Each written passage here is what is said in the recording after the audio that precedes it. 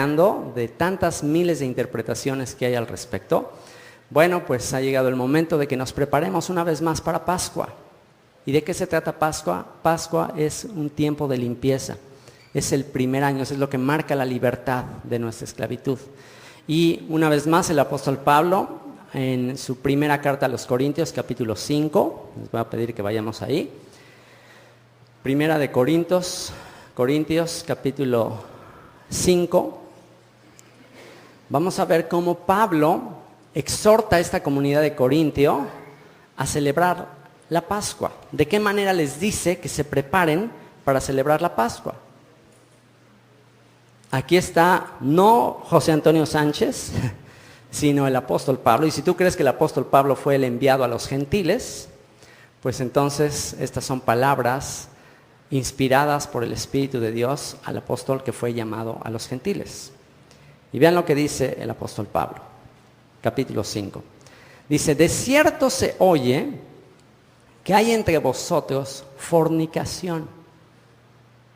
De cierto se oye que hay entre vosotros fornicación. En esa comunidad había fornicación. ¿Qué es fornicación? Bueno, la palabra de donde se traduce la palabra fornicación aquí es una palabra, es la palabra porneia. De ahí también desciende la palabra pornografía. Y fíjense lo que dice el apóstol Pablo, y ahora sí que escúchenlo. De cierto se escucha que entre ustedes, entre la comunidad, hay pornografía. ¿Qué te parece? ¿Cómo te suena eso?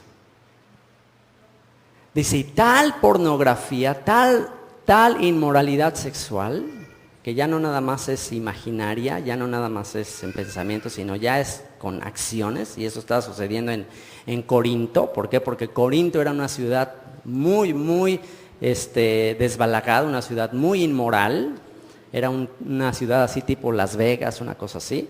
Y bueno, pues tener una comunidad en ese lugar de tanta inmoralidad, pues era muy complicado para la comunidad, para los hombres de la comunidad, para las mujeres había mucho libertinaje. Y dentro de la comunidad había gente que estaba participando de eso. Entonces Pablo, pues exhortándoles a que ya viene la Pascua, dice, ¿saben qué?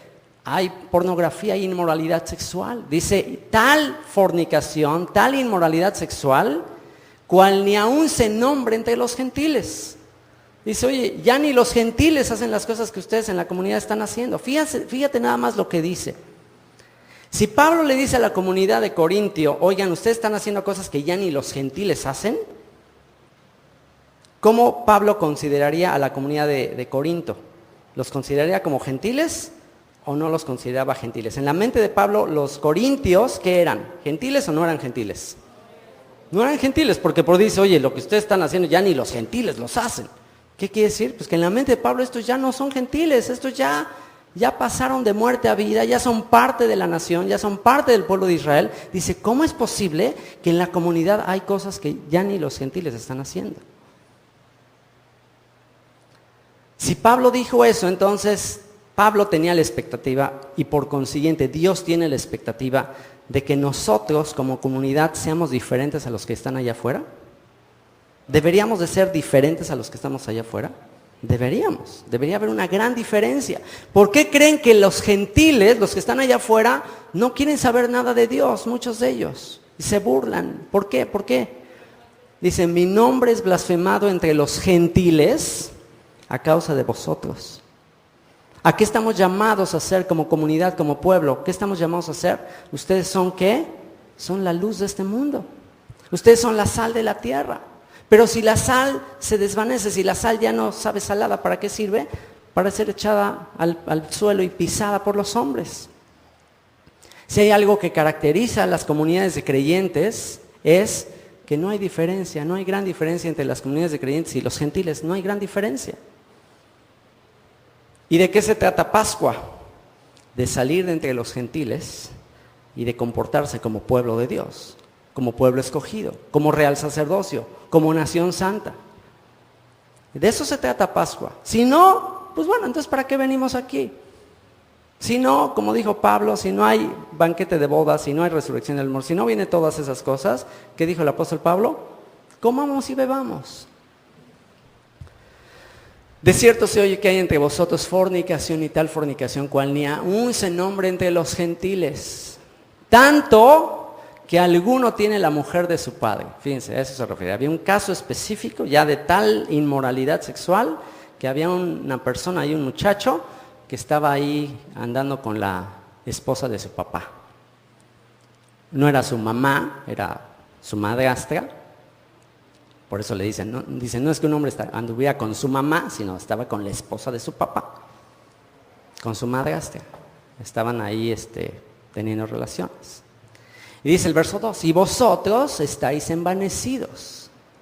Le dice a los corintios, ustedes están envanecidos, ustedes están llenos de jactancia, y podía ser que su jactancia, no sé exactamente por qué era la jactancia, pero podía ser, y a veces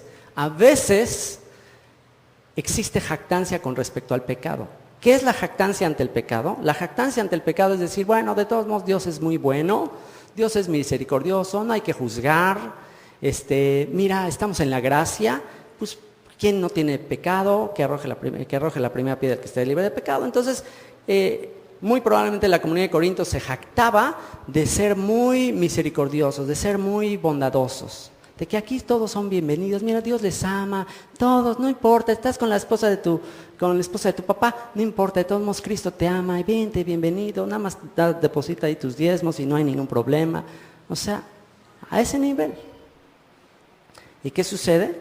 ¿Qué sucede con muchas comunidades que se pasan a la ligera todas estas cosas? Pues entonces la gente de afuera, que se da cuenta de esas cosas, ¿qué dice? Dice, pues ¿qué diferencia hay? Son una bola de hipócritas. Lo mismo. Y dice, y vosotros estáis envanecidos. O sea, no hacen nada al respecto. En el momento que deja de haber exhortación en una comunidad, en el momento que una congregación empieza a ser superficial, insensible, se hace de la vista gorda del pecado, ese es el momento en que esa comunidad comienza un periodo de deterioro y esa comunidad está destinada a la corrupción. Y Pablo les está exhortando, ustedes están envanecidos, ¿no debieran más bien haberos lamentado? ¿No debieran más bien haberse lamentado para que fuese quitado de en medio de vosotros el que cometió tal acción? ¿No debieron haber hecho algo? Ciertamente yo, como ausente en cuerpo, pero presente en espíritu, Pablo no estaba ahí físicamente, pero se enteró de esto y dijo, ¿sabes qué? Yo ya me enteré y yo ya he juzgado al que tal cosa ha hecho, en el nombre de nuestro Señor Yeshua, el Mesías, reunidos vosotros y mi espíritu con el poder de nuestro Señor Yeshua, el Mesías. Es decir, yo los apoyo, yo estoy con ustedes, pero reúnanse la comunidad, reúnanse los ancianos. ¿Y qué dice que hagan? Dice, el tal, o sea, quien hizo esto, el tal se ha entregado a Satanás para destrucción de la carne, a fin de que el espíritu sea salvo en el día del Señor Yeshua. ¿Cuál es el decreto que tomó Pablo? ¿Y cuál es el decreto que le dijo a todos que tenían que tomar en esa comunidad? El tal se ha entregado a Satanás. ¿Qué significa ser entregado a Satanás? Literalmente significa que sea expulsado de la comunidad. Por estar fuera de la comunidad, estar expulsado de la comunidad, implica que pues ahora sí ya, órale, quieres ser del mundo, quieres portarte como los gentiles, pues sigue en el mundo. ¿Para qué? Para que allá afuera Satanás te dé una calentadita. ¿A fin de qué? A fin de que el espíritu sea salvo. Que Satanás haga algo en la carne. Te traiga un juicio en la carne. ¿Por qué? Porque en el momento que una persona está en pecado y que está siendo apapachado, a veces tú no permites que Dios juzgue a esa persona. O sea, tú estás siendo un impedimento. Tú no estás, cuando nosotros como papás le estorbamos a Dios en la disciplina y apapachamos a nuestros hijos. ¿Se acuerdan qué le pasó al sacerdote Elí por no haber disciplinado a sus hijos? ¿Qué fue lo que pasó? Sus hijos se murieron y luego también él fue juzgado. Así que lo que dice es, entrégalo a Satanás. ¿Qué quiere decir? Entrégalo al reino de Satanás. O sea, no trates de apapacharlo en el lugar, no, entrégalo. Es un poco como que entrégalo a la policía. ¿Por qué? Porque pues aquí lo tienes escondiendo, viene la policía, oigan, ¿es cierto que aquí hay un fornicario? No, aquí todo está bien, todos somos santos, todos, mira, así, todos, aleluya, todos canten aleluya, todos somos santos. Entonces se va el policía, se van los policías. Pero ¿qué pasa si llegan los policías? Oye, por aquí hay un fornicario. Sí, es él, llévatelo. Entonces, ¿qué van a hacer todos los demás? ¿Qué creen que van a hacer todos los demás? Van a decir, ay, en la torre, aquí sí están en serio. Aquí sí va en serio la fe. Entonces se lo lleva a la policía y allá en la cárcel, unos tehuacanazos, una calentadita. Y tú crees, pues, le vas a ayudar a que se arrepienta. ¿A fin de qué? De que el espíritu sea salvo. A fin de que haya una convicción de arrepentimiento. A fin de que algo suceda en su corazón. Y en el día del Señor esa persona sea salva. Así que el mal mensaje, el mensaje de la gracia equivocado que promueve libertinaje es un mensaje muy equivocado y es un mensaje que a pesar de que se piensa que es un mensaje de amor, al contrario, es un mensaje de odio. ¿Sabías tú que el predicar la gracia sin arrepentimiento, el todo Dios te ama, la gracia, estamos en la gracia, ese es un mensaje, ¿sabías que es un mensaje de odio? Ese no es un mensaje de amor. Ese no es un mensaje de amor, es un mensaje de odio. ¿Por qué? Porque el papá que ama a su hijo, ¿qué hace? El que ama a su hijo lo disciplina. Pero el papá que aborrece a su hijo, ¿qué dice? Detiene el castigo.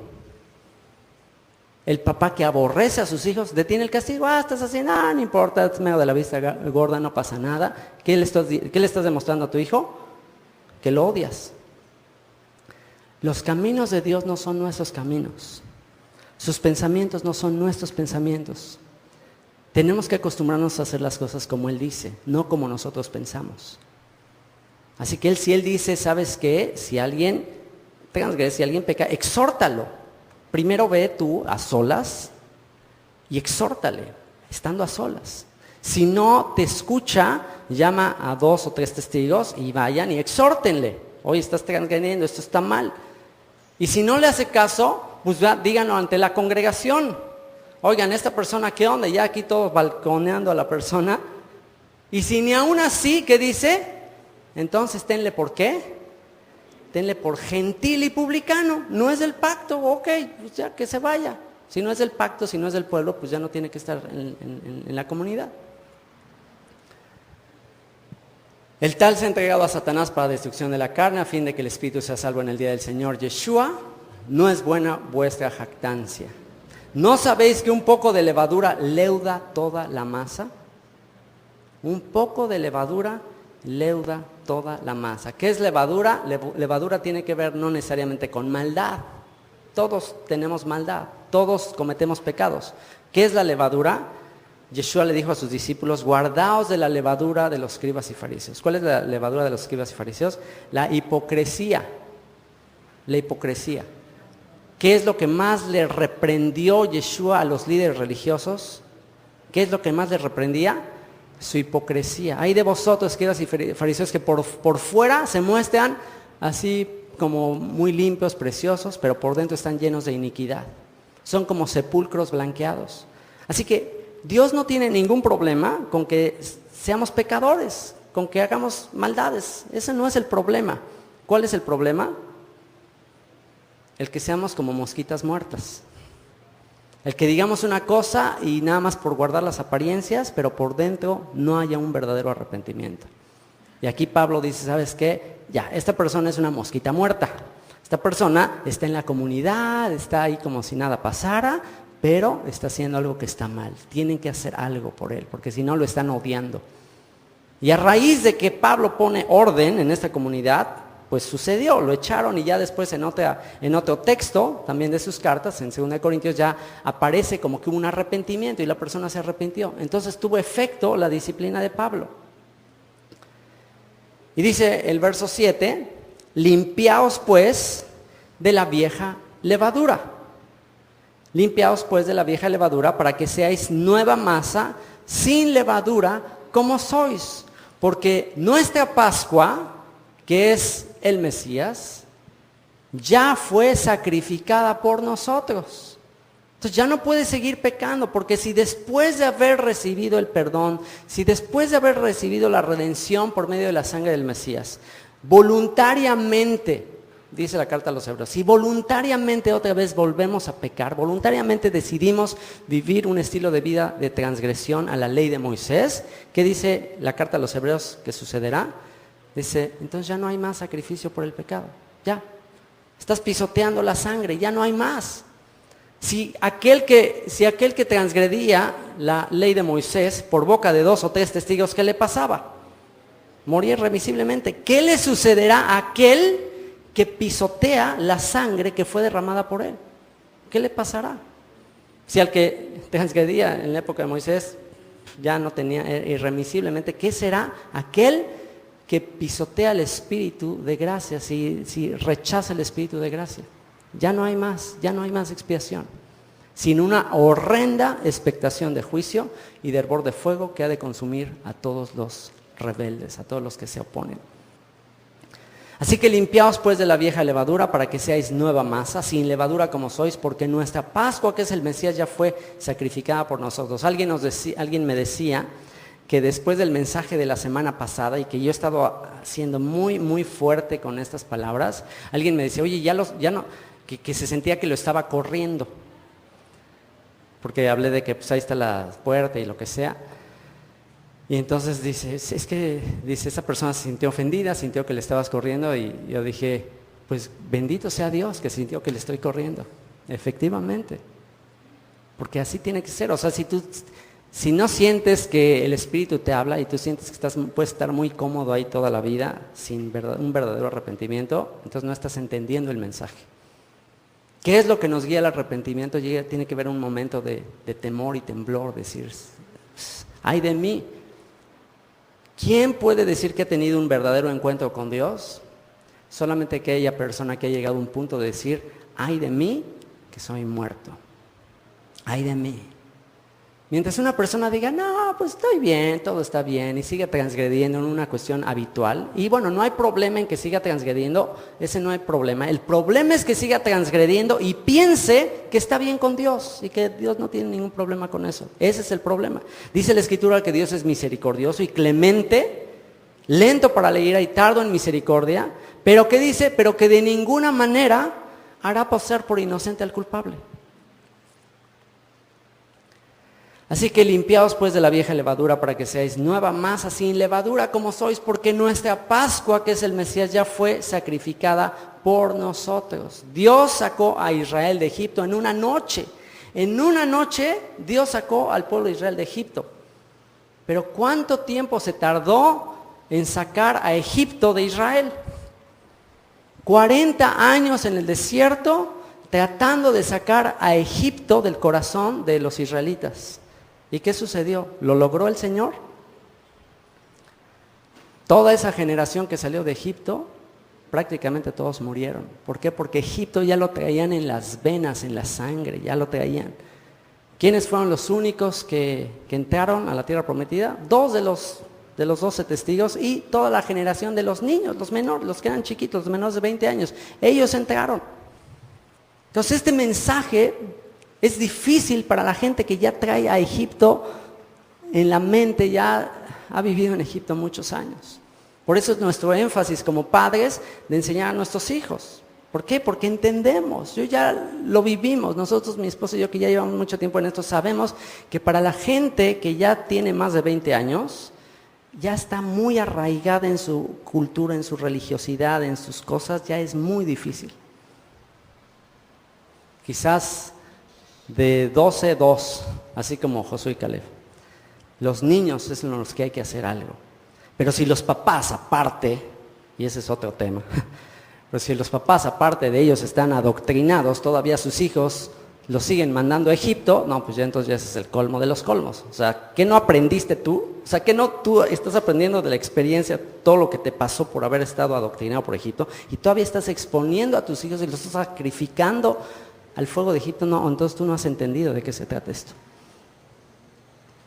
Dios sacó a Israel de Egipto en una noche, pero lleva siglos tratando de sacar a Egipto del pueblo de Israel. Así que celebremos la fiesta, continúa diciendo 1 Corintios 5:8. Así que celebremos la fiesta, no con la vieja levadura, ni con la levadura de malicia y de maldad, sino con panes sin levadura, de sinceridad y verdad. Fíjense, y es justamente menciona la palabra sinceridad. El problema de Dios, una vez más, no es con el pecado. Todos somos pecadores, todos hemos pecado, ese no es el problema. ¿Cuál es el problema? La falta de sinceridad. Ese es el problema. Dios está listo para perdonar nuestra maldad y nuestro pecado. Él está listo. Él todos los días extiende su brazo que dice a un pueblo rebelde y contradictor. Todos los días nos está llamando al arrepentimiento. Todos los días es bueno. Todos los días su misericordia se renueva. ¿Pero para qué? Para guiarnos al arrepentimiento. Para que seamos sinceros. Para que vengamos delante de Él y digamos, Señor, es cierto. Venid luego, dice el Señor, y estemos a cuenta. Si vuestros pecados fueren como la grana, como la nieve serán emblanquecidos. Si fueren rojos como el carmesí, vendrán a ser como blanca lana. Pero si quisieres y oyeres, viviréis. O sea, tienes que escuchar, tienes que estar dispuesto. Pero si no quieres, pues entonces ya no hay manera. Así que, sinceridad, y fíjense de dónde viene la palabra sinceridad, es muy interesante. Esta es una palabra griega que utiliza Pablo, era una palabra que descendía en aquella época cuando los escultores, y era muy popular, muy común en el arte griego las esculturas, y hacían una escultura de mármol, y pues una escultura de mármol se lleva mucho tiempo en elaborar. Imagínate tú que estás haciendo ahí tu escultura con tu martillo, tu cincel, le estás haciendo, y ya los últimos toques, ya está perfectamente hecha, ya tiene la cara, todo, y en el último martillazo, ya de años o meses de trabajo, ya la vas a vender, la vas a ir a vender, en el último martillazo le das en la nariz y ¡pum!, se rompe la nariz. Imagínate, ¿cómo te sentirías?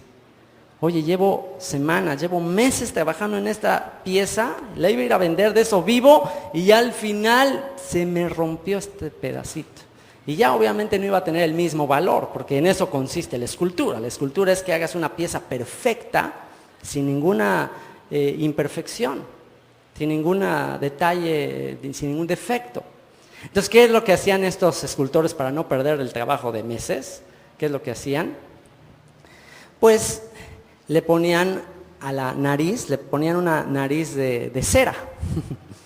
Agarraron un poco de cera, el mármol blanco, así le ponían la nariz de cera, y pues ya, o sea, no se veía. Entonces pues, la llevaban ahí a los lugares de arte, y pues alguien muy ingenuo, alguien que no conocía mucho de escultura, pues compraba su escultura, se la llevaba a su casa, a su jardín, muy contento, presumiéndola con sus amigos, y de repente en un día soleado, en un día así como estos en Cancún, de repente se le empezaba a derretir la nariz. Y decían, oye, me timó, ¿cuánto pagué por esa escultura? Entonces se empezó a utilizar la frase de que cuando alguien iba a comprar una escultura, decía, oiga, yo quiero una escultura pero sincera. ¿Entienden? Ese era el origen de la palabra. Esa es la etimología, sincera. O sea, quiero que sea de verdad, no sea con cosas postizas. Es lo que está diciendo el apóstol Pablo. Esa es la idea que está dando el apóstol Pablo. Ok, si vas a celebrar la fiesta de la Pascua, que no sea poniéndote una nariz que no es la tuya. No sea pretendiendo ser lo que no eres. Con panes sin levadura, de sinceridad y de verdad. Que tu fe sea conforme a la verdad. ¿Y qué es la verdad? Tu Torah es verdad, tu palabra es verdad, tus leyes son verdad. Entonces, si tú vas a celebrar la Pascua, que representa la salida de la esclavitud, el tomar el yugo del Señor, tomar sus leyes, ser su pueblo y que Él sea tu Dios, implica que te quites de todo aquello que no viene de Él. Y dice el apóstol Pablo, continúa diciendo, os he escrito por carta que no os juntéis con los fornicarios. No absolutamente con los fornicarios de este mundo, o con los avaros, o con los ladrones, o con los idólatras, pues en tal caso os sería necesario salir del mundo. Más bien, les escribí que no se junten con ninguno que llamándose hermano fuere fornicario, o avaro, o idólatra, o maldiciente, o borracho, o ladrón. Con el tal ni aun comas. Ya no lo invites a tu cena de Shabbat, así de plano se los digo. Invita a los que no creen y todo, no importa, invítalos, está bien. Pero una persona que se dice que es hermano, que se dice que es parte, pero tú lo ves y ya le exhortaste, y ya le dijiste, y ya le dijeron, pero sigue en eso, ¿sabes qué? Ya no lo invites. Le estás haciendo un daño, le estás haciendo un mal. Por misericordia, por amor, aíslalo. Aísla a la persona. ¿Para qué? Para ver si así la persona hace conciencia. Alguien me ha comentado de lo que implica estar en la comunidad, de que pues aquí es como un oasis, de cómo están las cosas en el mundo, cómo están allá afuera las cosas, y es una bendición escuchar esto, pero ¿no les gustaría que así siguiera siendo? ¿No les gustaría que en verdad esto fuera un oasis? Pero si llega el momento de que bueno, no pasa nada y no pasa nada y nos hacemos de la vista gorda y nos hacemos de la vista gorda, al ratito pues ya va a ser muy similar a lo que está pasando allá afuera. Y dice el verso 12, porque ¿qué razón tendría yo para juzgar a los que están fuera? Este tema de no es que no juzgues, bueno, ok, se tiene que aplicar de una manera adecuada. Cuando Yeshua habló de no juzguéis y no serás juzgado, tiene que haber un juicio de condenación, un juicio en el que se dice esta persona ya está perdida. O sea, eso no estamos llamados a hacer, porque con la misma medida que tú juzgues serás juzgado. Pero sí estamos llamados a juzgar a otros, juzgar en el sentido de mostrarle si está pecando a solas primero y oye, sabes que esto no está bien, oye, te exhorto, esto no está bien, o sea, tú se supone que no eres gentil, te supone, o sea, ¿qué pasó con esto? Le tenemos que juzgar, le tenemos que exhortar. Y dice, justamente aquí dice el apóstol Pablo, porque ¿qué razón tendría yo para juzgar a los que están fuera? O sea, los que ya están allá fuera, eso no podemos juzgarlo. Dice, no juzgáis vosotros a los que están dentro, y eso es lo que les dice, les pregunta. O sea, ¿qué no están juzgando a los que están dentro? ¿Por qué no lo hacen? Es justo lo que Pablo le está diciendo que hagan. Juzguen a los que están dentro. Exhorten a los que están dentro. Los que están fuera, esos el Señor los va a juzgar. Pero los que están dentro, esos somos nosotros los que tenemos que exhortarnos unos a otros.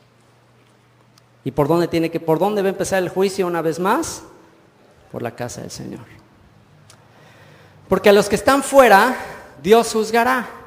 Quitad pues a ese perverso de entre vosotros. Y aquí ya emite su decreto Pablo. Quiten a ese perverso de entre vosotros. Pablo entendía que el crecimiento de una comunidad, tanto en calidad como en cantidad, no es de afuera hacia adentro. Esta congregación no va a crecer con la gente que invitemos de afuera. Oiga, venga a Pascua y venga al Purim. Así no va a crecer esta congregación. Así se va a engordar esta congregación. Así no crece. ¿Cómo crece una congregación de a de veras?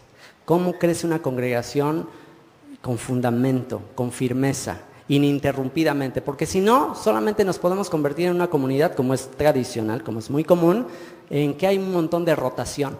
Entran unos, salen, entran todo el tiempo. Estamos viendo gente nueva, aquí de dónde salió esta persona y se va y luego llegan otros y así nos podemos pasar años.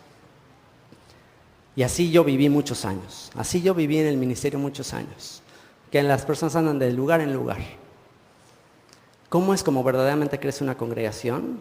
Con firmeza, con fundamento, y toman años, no es de la noche a la mañana. Una congregación, una comunidad crece de adentro hacia afuera. De adentro hacia afuera. Tenemos que crecer nosotros, como familia, los que ya tenemos tiempo conociendo de esto, tenemos que crecer, tenemos que cada vez ser mejores. Tenemos que, como dice la Escritura, ser como el justo, que su luz va aumentando. Y en la medida que tu luz va aumentando, casi sin palabras, la gente de afuera va a ver que eres diferente. La gente de afuera va a decir, oye, yo quiero eso que tú tienes. Oye, yo veo estas familias diferentes, ¿qué les pasa? Yo veo matrimonios aquí juntos, estamos en la ciudad de las ciudades de más adulterio, de más divorcios en México. ¿Cómo es que aquí hay familias? ¿Cómo que aquí hay matrimonios con sus hijos ahí juntitos? Mira, ¿cómo es posible esto? ¿Cómo es posible que un matrimonio se pone aquí a orar con sus hijos? Son extraterrestres. ¿Cómo es posible? Yo quiero eso para mi familia. Así es como crece. Pero por más que hagamos picnics y ferias y kermeses y rollos para traer gente, si no crecemos por dentro, esto se va a ir a la corrupción. ¿Qué pues diremos? Dijo el apóstol Pablo en su carta a los Romanos capítulo 6. ¿Qué pues diremos? Él está desarrollando en el capítulo 6 y en los capítulos anteriores todo el tema de la ley, la gracia, todas estas cosas. Y ya una vez que establece que la salvación es por gracia, ¿y qué significa gracia? Que Dios te está dando una nueva oportunidad. ¿Para qué? Para volver a su Torah, para volver a sus mandamientos. ¿Qué pues diremos? Una vez que has recibido el perdón, una vez que has recibido el indulto de Dios, una vez que has recibido la misericordia de Dios, ¿qué pues diremos? ¿Perseveraremos en el pecado para que la gracia abunde? ¿Qué haremos? Ya, transgredimos, pecamos, Dios te dice, te amo, te perdono, doy la ofrenda o doy el sacrificio para perdonar tus pecados. Ya, eres libre de condenación, libre del juicio. ¿Qué pues diremos? ¿Qué vas a decir tú? ¿Perseveraremos en el pecado? ¿Seguiremos transgrediendo la ley de Dios? ¿Seguiremos transgrediendo la ley de Moisés para que la gracia abunde? ¿Qué dice Pablo? A ver, léanlo todos juntos y díganlo en voz alta. ¿Qué dice? En ninguna manera. ¿Seguiremos practicando el pecado? ¿Seguiremos transgrediendo la ley? ¿Qué es lo que dice 1 Juan capítulo 3? Eso es pecado. Pecado es transgresión de la ley de Moisés. Entonces, ya recibiste la gracia, ya recibiste el perdón. ¿Perseveraremos en el pecado? ¿Perseveraremos en la transgresión de la ley de Moisés para que la gracia abunde? ¿Qué dice? En ninguna manera. Porque los que hemos muerto al pecado, los que hemos muerto a la transgresión de la ley, ¿cómo viviremos aún en él? ¿O no sabéis que todos los que hemos sido bautizados, sumergidos en el Mesías Yeshua, hemos sido bautizados, purificados, sumergidos en su muerte? Porque somos sepultados juntamente con Él para muerte por el bautismo. Y bautismo implica, lo vimos la semana pasada, ¿se acuerdan qué implica bautismo? Bautismo implica conversión. Ya no eres gentil, ya no te puedes seguir comportando como los gentiles. Eres ya pueblo de Dios, te convertiste. Entonces, si fuiste sepultado con Él, has sido bautizado en su muerte. Somos sepultados juntamente con Él para muerte por el bautismo, a fin de que como el Mesías resucitó de los muertos por la gloria del Padre, así también nosotros andemos en vida nueva. Ya no eres gentil, ya eres parte del pueblo. Es una vida nueva. Porque si fuimos plantados juntamente con Él en la semejanza de su muerte, así también lo seremos en la de su resurrección. Sabiendo esto, que nuestro viejo hombre fue crucificado juntamente con Él para que el cuerpo del pecado sea destruido, a fin de que no sirvamos más al pecado. A fin de que no sirvamos más al pecado, porque el que ha muerto ha sido justificado del pecado. ¿Qué tan muerto estás tú a tu pasado gentil, a tu pasado ajeno a los pactos de Dios? ¿Qué tan muerto estás? O todavía se sigue moviendo, ¿no? A veces, qué difícil es matar las cucarachas.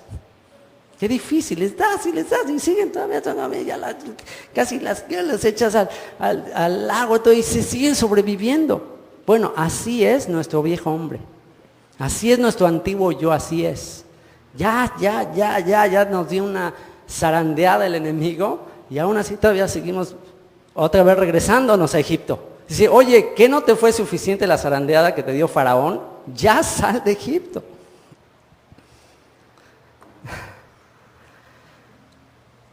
Porque el que ha muerto ha sido justificado del pecado.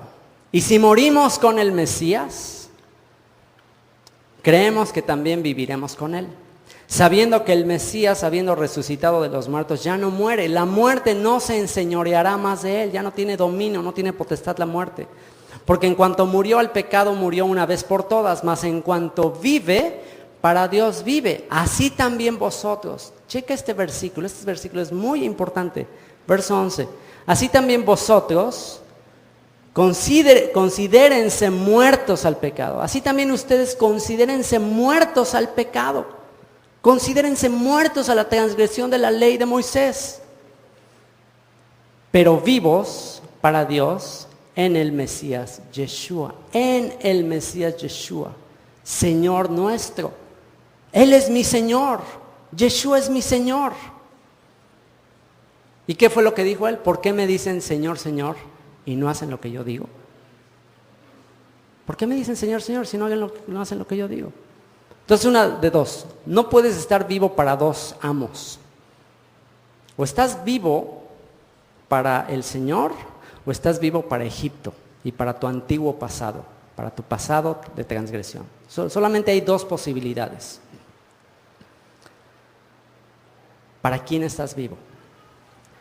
Así también ustedes considérense muertos al pecado, pero vivos para Dios en el Mesías Yeshua, Señor nuestro. No reine pues, y aquí te dice cómo estar vivo para el Señor, no reine pues, no gobierne pues el pecado, la transgresión a la ley en vuestro cuerpo mortal, de modo que lo obedezcan en sus concupiscencias, en sus malos deseos.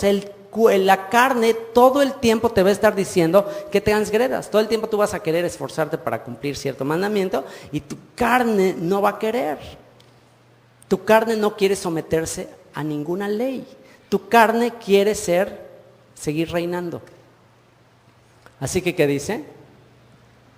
No reine pues el pecado en vuestro cuerpo mortal, de modo que lo obedezcan en sus concupiscencias, ni tampoco presenten sus miembros al pecado como instrumentos de iniquidad, de falta de ley, como si no tuvieras ley, como si vivieras sin ley, sino preséntense ustedes mismos a Dios como vivos de entre los muertos. Y vuestros miembros a Dios, sus miembros a Dios, tu cuerpo, tus manos, tus pies, tus ojos, tus oídos, cada parte de tu cuerpo, a Dios como instrumentos de justicia. Porque el pecado, ¿qué es pecado otra vez? Y repítanlo en coro, ¿qué es pecado? Transgresión a la ley de Moisés. La transgresión a la ley de Moisés no se enseñoreará de ustedes. Ya no tiene su dominio. Así vivíamos antes, pero ahora ya no. Pues no estamos bajo la ley, sino bajo la gracia. ¿Qué significa estar bajo la ley? Estar bajo las demandas y bajo las maldiciones de la ley. Ya estabas en una vida continua de desobediencia, estabas bajo un sistema de corrupción y de desobediencia a la ley. Bueno, ya el Señor te sacó de eso y ahora estás bajo la gracia. El Señor te está dando una nueva oportunidad de cuál es, de volver a su Torah, de volver a sus escrituras. No estás bajo la ley, es un término técnico. Bajo la ley es un término técnico que significa estar bajo una interpretación de hombres de la ley, sino estás bajo la gracia. El Señor te está abriendo los ojos para ver las maravillas de su ley. ¿Qué pues? ¿Pecaremos porque no estamos bajo la ley, sino bajo la gracia? En ninguna manera. Ya no estamos bajo la condenación de la ley. La ley te establece que si no cumples la ley, tienes ciertas maldiciones. Entonces ya, se te quitaron las maldiciones. Ya no estás bajo la ley que te está diciendo que eres pecador, que eres un transgresor. Ya no estás bajo la condena de la ley. ¿Qué pues haremos? Ya, me quitaron el castigo. Ya no estoy bajo la condena de la ley. Ya puedo pecar ahora sí, tranquilo. ¿Qué dice? Pecaremos porque no estamos bajo la condena, la maldición, todo eso que demanda la ley. Pecaremos porque no estamos bajo la ley, sino bajo la gracia, sino el perdón, la oportunidad de volver otra vez a la Torah y obedecerla. Pecaremos otra vez, volveremos a transgredir. ¿Qué dice? Otra vez, en ninguna manera. ¿No sabéis que si os sometéis a alguien como esclavos para obedecerle, sois esclavos de aquel a quien obedecéis? Sea del pecado para muerte, o sea de la obediencia para justicia. Fíjense, aquí está clarísimo. ¿Qué es lo que te va a traer la justicia? ¿Qué dice? Obediencia para justicia. El justo por la fe vivirá. ¿Qué significa eso? El justo por la fe vivirá, que es la fe, emuná, su fidelidad a la Torah vivirá. El justo por la fe vivirá. Así que tienes dos opciones: obedecer al pecado, y eso ¿a dónde te va a llevar? A la muerte. O sea, seguir transgrediendo la ley, y ¿hacia dónde te va a llevar? A la muerte. Lo mismo que Moisés dijo. O sea, Pablo no está contradiciendo a Moisés. Pablo está diciendo exactamente lo mismo que Moisés dijo. Sea el pecado para muerte, o sea de la obediencia para justicia. Lo mismo que dijo Yeshua. Obedece y vivirás. Lo mismo. No hay contradicción. Pablo no fue un apóstata. Pablo no contradijo a Moisés. Pero gracias a Dios, que aunque eran esclavos del pecado, vivías en transgresión a la ley, consciente o inconsciente. Aquí ya no importa si era consciente, si tú ya sabías que estaba mal y lo hacías, eso ya no importa. O te habían dicho, te habían enseñado mal y lo hacías mal. O sea, ante la ley importa el que fuésemos ignorantes o no, ante la ley. O sea, si tú transgredes y dices que yo no sabía, es que a mí así me dijeron, ¿eso te exime del juicio? No, de todos modos eres culpable y de todos modos tienes que pagar. Entonces dice, gracias a Dios que aunque eran esclavos del pecado, vivíamos en transgresión, habéis obedecido de corazón. ¿Cuál es aquí? Es la palabra que se menciona, que dice, obedecido. Gracias a Dios que aunque tú vivías ajeno a los pactos, a la ley de Dios, gracias a Dios que has obedecido de corazón a aquella forma de doctrina. ¿Y qué es doctrina? Doctrina es enseñanza a la cual fuisteis entregados. ¿Cuál es cuando Dios saca a su pueblo Israel de Egipto, de la esclavitud, ¿a dónde lo lleva? ¿Qué es lo que le entrega después de sacarlo de Egipto? Lo lleva al monte Sinaí, y ahí que le entrega los mandamientos. ¿Para qué? Para que ya no vuelvas a ser esclavo como en Egipto. En Egipto servías a ídolos, a dioses, a leyes malas, leyes que no son buenas. Aquí te estoy dando mis leyes para que conozcas la verdad, para que la verdad te haga libre y para que ya no seas esclavo de Faraón o de quien sea, sino seas mi siervo, mi pueblo. Israel es el siervo de Dios. Solamente estamos llamados a obedecer a Dios, solamente, no hay otra opción. No podemos obedecer a Dios y obedecer a alguien que no sea Él. Habéis obedecido de corazón a aquella forma de doctrina a la cual fuisteis entregados. Libertados del pecado, vinisteis a ser siervos de la justicia. ¿Realmente eso está pasando? ¿Realmente eso ha pasado en nuestras vidas? Quizás nunca lo habías entendido como ahora lo estás entendiendo. Viene Pascua. Es hora de entenderlo. ¿Qué les parece? ¿Cómo están entendiendo esto? Ahí estaba, estas escrituras siempre estuvieron ahí, pero se han torcido las palabras de Pablo. Libertados del pecado vinisteis a ser siervos de la justicia. Hablo como humano por vuestra humana debilidad, que así como para iniquidad tiene que ver con todo lo que está fuera de la ley, así como para iniquidad presentasteis vuestros miembros para servir a la inmundicia. Así como antes servías al pecado, a la maldad, y entregabas tus manos, tus ojos, tus oídos a escuchar chismes, a escuchar murmuración, a escuchar críticas, cosas que están prohibidas por la Torah. No andarás chismeando entre los hijos de tu pueblo. Así como veías cosas que están prohibidas, o sea, antes entregabas tus partes de tu cuerpo a ver y a participar en cosas prohibidas. Antes lo hacíamos. Así como en aquella época presentabas tus cuerpos para servir a la inmundicia y a la iniquidad, así ahora, para santificación, presentad vuestros miembros para servir a la justicia. Ya nada más es un cambio de propietario, un cambio de dueño. Ok, mi cuerpo yo antes lo presentaba para la iniquidad, ahora lo voy a presentar para la justicia, para Dios. Se lo voy a consagrar a Él. Porque cuando eran esclavos del pecado, eran libres acerca de la justicia. Solamente se puede ser siervo de un solo Señor. Fíjate lo que dice. Cuando eras esclavo del pecado, cuando eras esclavo y vivías transgrediendo la ley, eras libre acerca de la justicia. O sea, Dios no era tu amo. Aunque lo dijeras, Dios no era tu amo, Dios no era tu Señor. Pero la pregunta es, dice, ¿pero qué fruto tenías de aquellas cosas de las cuales ahora os avergonzáis, de las cuales ahora te avergüenzas?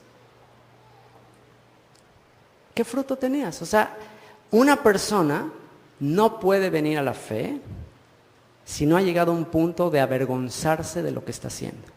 Cuando una persona está feliz viviendo lo que está viviendo, ¿sabes qué? Por más que le prediques, por más que le des bibliazos, no va a aceptar, no va a aceptar.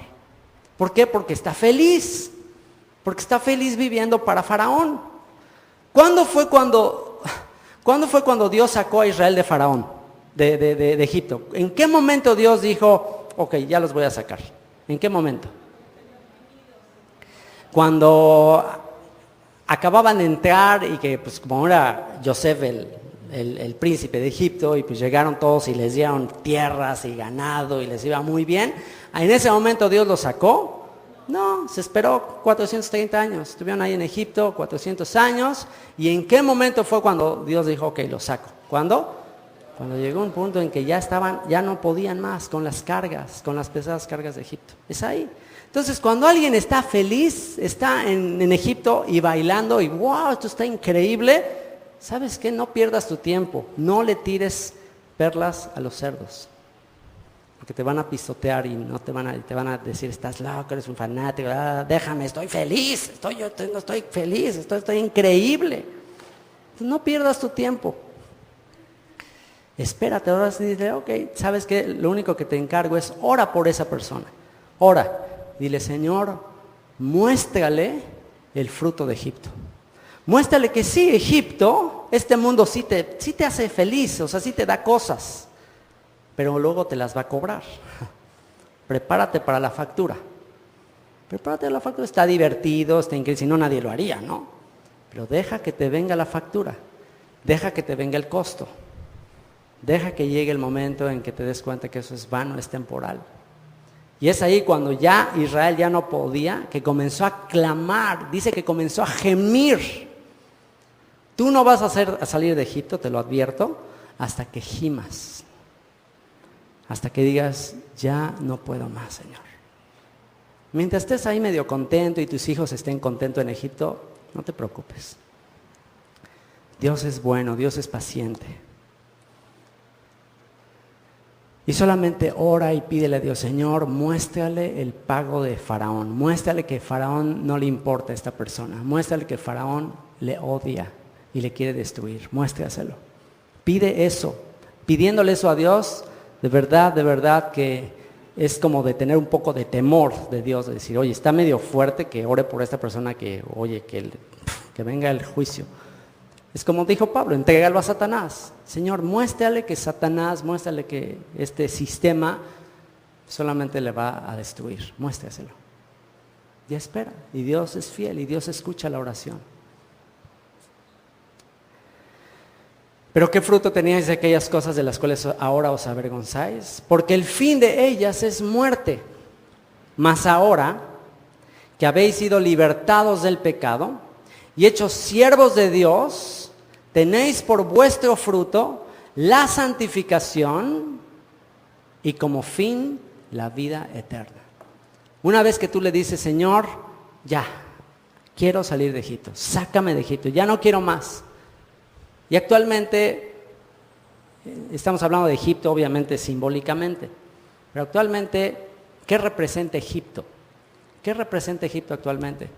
Todo sistema religioso ajeno a la palabra de Dios. Todo sistema religioso que se opone a la ley de Moisés. Eso es Egipto. Actualmente ya no estamos en el exilio de Egipto, actualmente estamos en el exilio de Roma. Estamos en el exilio también de Babilonia. Babilonia, ¿cuál era el espíritu de Babilonia? ¿Cuál es? El comercialismo, el dinero. Ese es el espíritu de Babilonia. ¿Por qué se llevó Babilonia al pueblo de Israel 70 años? ¿Qué fue lo que motivó al rey de Babilonia a ir a Jerusalén a llevárselos? El dinero. Y en Babilonia el pueblo de Israel estaba obsesionado con las riquezas de Babilonia. ¿Y cuántos salieron de Babilonia? Ya cuando vino el momento de salir y empezaron ahí Esdras, Nehemías y con los presos empezaron a querer, vámonos ya de aquí. ¿Cuántos salieron? Un pequeño porcentaje. ¿Cuántos habrán de salir de Roma y de Babilonia en estos últimos tiempos? Que Dios nos ayude, que Dios nos ayude. Cuando el Hijo del Hombre venga, Él dijo, ¿hallará fe en la tierra? ¿Habrá gente fiel aún? Que Dios nos ayude. Porque la paga del pecado es muerte, mas la dádiva de Dios es vida eterna en el Mesías Yeshua, Señor nuestro. El fruto que tú y yo vamos a tener de esta decisión es la santificación. ¿Qué quiere decir? Que Dios te va a ir apartando, te va a ir consagrando cada vez más. ¿Cómo nos consagra Él? ¿Cómo nos aparta? ¿De qué manera cada vez nos santificamos y nos consagramos más? A través de sus mandamientos. Entre más obedeces mandamientos, más te vas consagrando. Y el fin de eso, ¿cuál es? La vida eterna. La vida eterna. Este es el resumen de todo lo que hablamos. Este es el resumen del Evangelio. Si hubiese un texto en la Biblia que resume el Evangelio, que resume cuál debería de ser nuestra actitud, es Juan 5:14. Conocen la historia.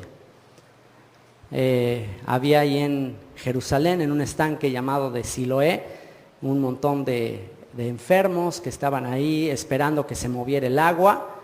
Y cuando se movía el agua, dice que bajaban corriendo y los primeros que bajaban eran sanados. Y había un hombre ahí que llevaba enfermo, que había estado ahí 38 años y que estaba ahí imposibilitado de los pies, cojo, y lo vio el Señor Yeshua. ¿Qué representa el estanque de Siloé moviéndose? Shiloach es el nombre del estanque, Shiloach en hebreo. Shiloach viene del verbo lishloach, que significa enviar. Los apóstoles son shaliachim, viene de la misma raíz. Son enviados, son emisarios, son apóstoles. ¿Qué es lo que tienen que hacer los shaliachim, los enviados? Tienen que ir a las naciones a anunciar ¿qué? La palabra de Dios, a traer la palabra de Dios a las naciones para que se arrepientan. Ese estanque de Siloé que se movía de repente el agua que representa la Torah. Estaba este hombre ahí, 38 años, que es algo muy similar a lo que pasó el pueblo de Israel, 40 años en el desierto, por ahí. Él estaba imposibilitado, quería, pero no podía. Quería bajar ahí a ser sanado y no podía.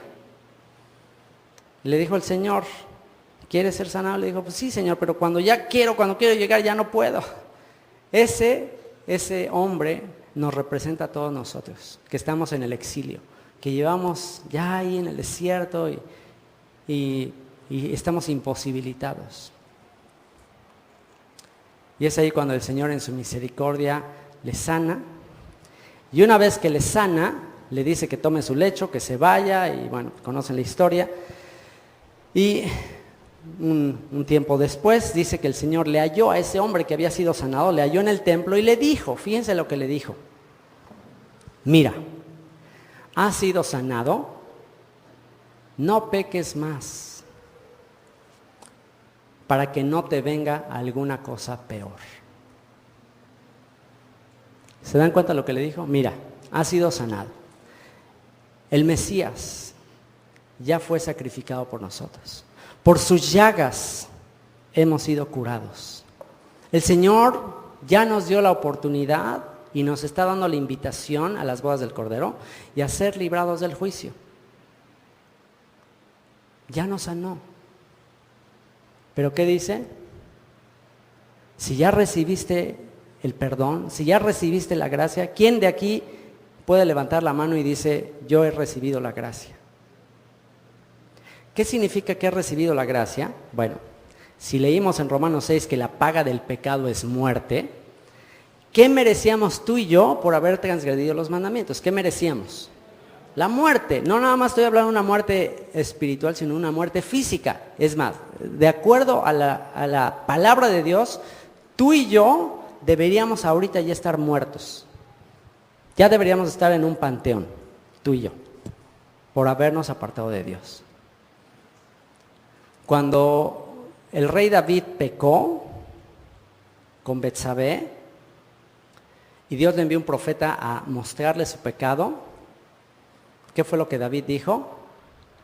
David dijo, ay de mí, que soy muerto. O sea, ay de mí, o sea, soy muerto. En pecado, o sea, estoy muerto, Señor. De acuerdo a la ley, David, ¿qué sabía que le tenía que pasar por haber hecho lo que hizo? David sabía, él conocía la ley, y él sabía que qué le tenía que pasar al adúltero y a un homicida, ¿qué le tenía que pasar? Tenía que morir. Él sabía que Dios lo tenía que matar. ¿Pero qué fue lo que hizo? Se arrepintió de todo corazón. Le dijo, Señor, reconozco mi maldad, reconozco mi perversión, todo mi pecado está delante de mí, Señor, perdóname. Señor, lava mi iniquidad, lava mi pecado.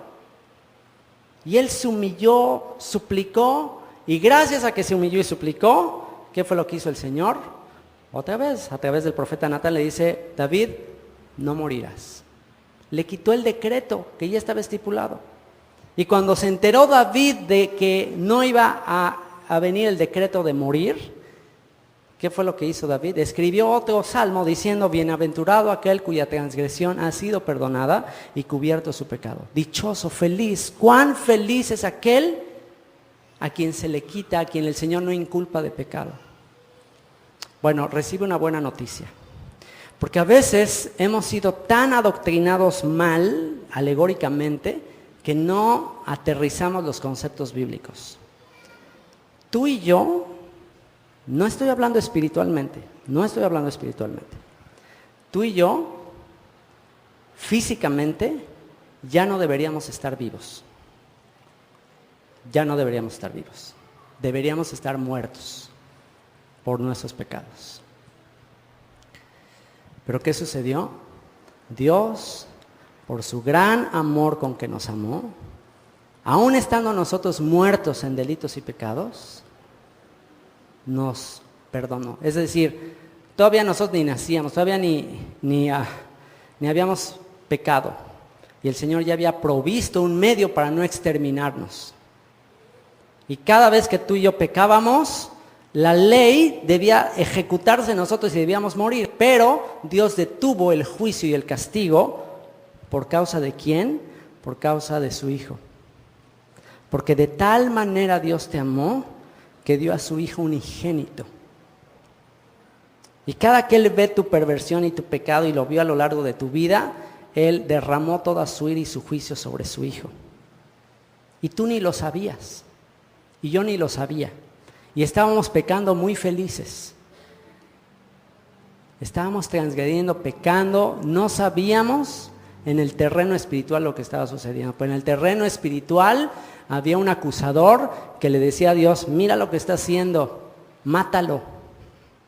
Mátalo. Tú dijiste que el alma que pecare morirá. Mátalo, destrúyelo. ¿Y qué crees que hacía Dios en ese momento? Decía, mi hijo es la ofrenda por sus pecados. Sus pecados los castigué en mi hijo. Y entonces ahí pues ya no había manera, ya el pecado ya se pagó. Ya no se puede pagar dos veces el pecado. Y tú no lo sabías. Tú no sabías que seguías vivito y coleando por su gracia y su misericordia. Y cada día el Señor decía, una oportunidad más. Le voy a enviar señales, le voy a enviar detallitos, señales, para que se arrepienta. Y tú no lo sabías. Dijo el profeta Oseas, en su escritura cuando habla de la mujer Gomer, dice que el Señor a esta mujer, como símbolo del pueblo de Israel, le iba a enviar regalos con sus amantes. Le iba a enviar bendición, les iba a dar cosas a través de sus amantes para ver si así se arrepentía, para llamar su atención. Pero dice que Gomer, la mujer adúltera, pensaba que esas bendiciones y esas cosas que recibía se las daban sus amantes. Pues es que me está yendo muy bien porque wow, soy bien inteligente y wow, mira mis movidas que estoy haciendo, mis tranzas, soy buenísimo. Dice, pero no sabía que era yo quien le daba su trigo, su vino, no sabía, no se daba cuenta que era yo quien lo hacía. Y Dios y a ti y a mí, de tal manera nos amó que estuvo deteniendo el castigo, enviándonos detalles, enviando mensajitos, te amo, mira, estás mal, pero te amo, por favor, ya, acércate a mí. Y tú y yo, Por años quizás estuvimos negándole, rechazándole, hasta que llegó un punto y a lo mejor oyes, que te dice el Señor, ya te dije demasiado. Te he estado hablando por años, a través de los profetas te he hablado, te he enviado señales, te muestro el sol cada mañana. Ya, por favor, arrepiéntate. Deja tu vida de pecado. Ven a mí. Ya. ¿Quién no quiere ser sanado? ¿No quiere ser sanado? Fíjate cómo le preguntó el Señor a este hombre. ¿No quiere ser sanado? Y solamente quiere ser sanado alguien que reconoce que está enfermo. ¿Quién en esta tarde considera que está enfermo y necesita ser sanado y se siente imposibilitado de los pies? ¿Quieres ser sanado? Si tú quieres ser sanado, dile, Señor, sáname. Señor, límpiame de mi maldad. Lávame de mi pecado. Si tú quieres hacer eso como nunca antes lo has hecho, si llevas en el exilio, si llevas en el desierto años y aún no te has arrepentido, este es el momento. Si has estado imposibilitado, este es el momento. Solo tienes que responder afirmativamente a la pregunta de que si quieres ser sanado, si quieres ser sanada. Y si esa es tu respuesta, te voy a invitar a que te pongas de rodillas.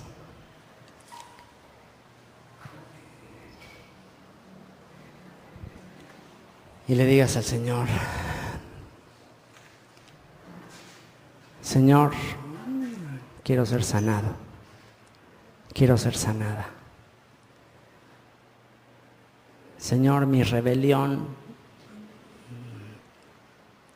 mi desobediencia a tus mandamientos es de años, Señor, y ya no quiero más. Ya no quiero seguir enfermo. Ya no quiero seguir alejado de tus mandamientos, Señor.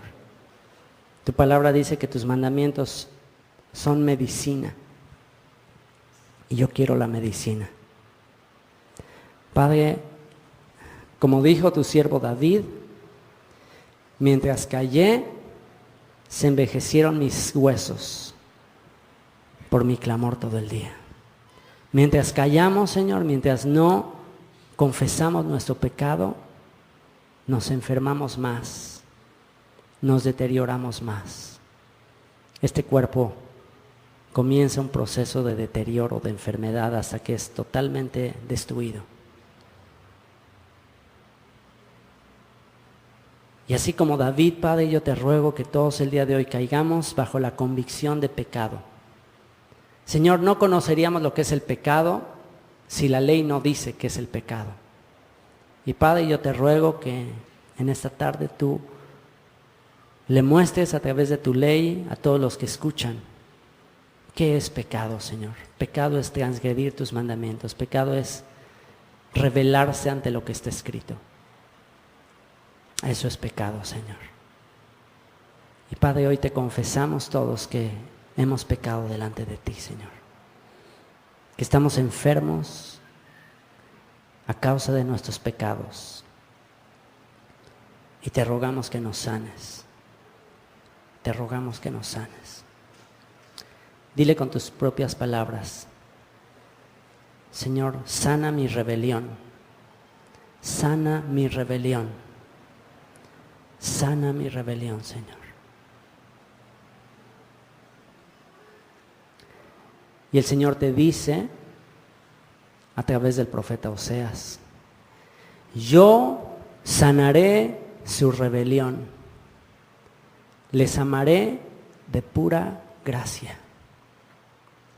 Señor, no hay nada digno en nosotros por lo cual tú quieras salvarnos. No hay nada digno.